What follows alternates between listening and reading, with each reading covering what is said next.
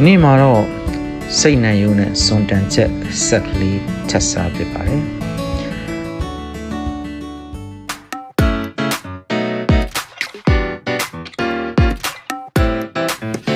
စိတ်နှံယုံတန်းစင်အောင်ဆေးမယ်စားနွယ်ငံပြာရည်နဲ့မြေဥသည့်အစိမ့်မှုထည့်ပြီးနှက်အောင်နဲ့ထားမယ်15မိနစ်လောက်နှက်ထားမယ်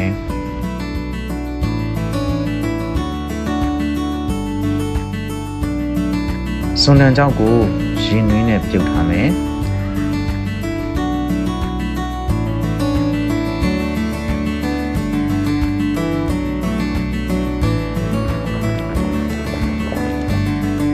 ပြီးရင်နှက်ထားတဲ့စိတ်နှံရိုးကို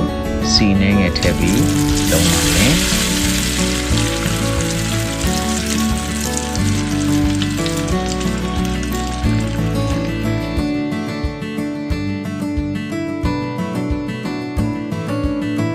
မညှိအောင်စပလင်းကျင်းထည့်ပြီးရေနှဲငယ်ထည့်မယ်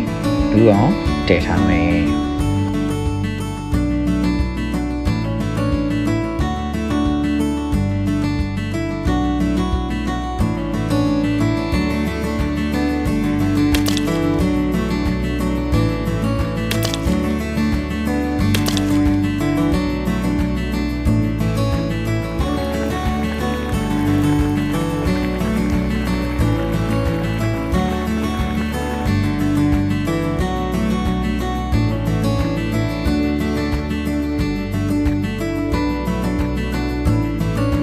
ဆက်လေးနဲ့မှစားကောင်းတာမို့လို့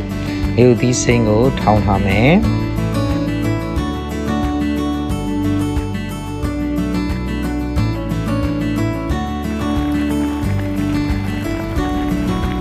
မဲနံရိုးနူးလာပြီဆိုရင်ပြုတ်ထားတဲ့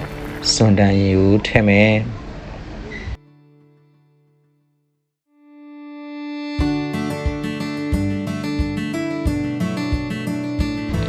ထောင်းထားတဲ့မြေဥသီးစိမ်းထည့်မယ်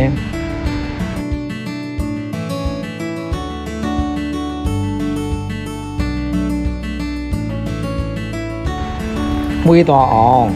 မဆလာနဲ့နန်းနန်းကြီးအုပ်ပြီး3မိနစ်လောက်ထပ်တည်ထားပါမယ်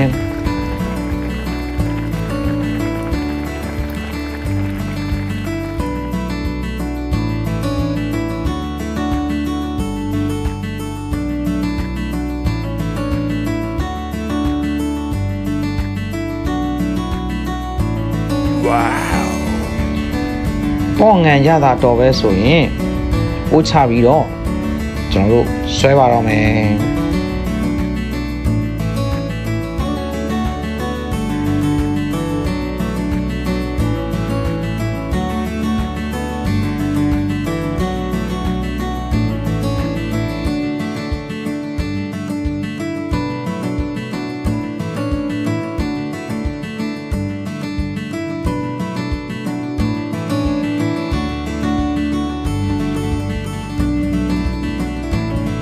ကြည့်ရှုအားပေးတဲ့တယောက်ချင်းကိုစီတိုင်းကိုကျေးဇူးထူးတင်ပါတယ်ခင်ဗျာ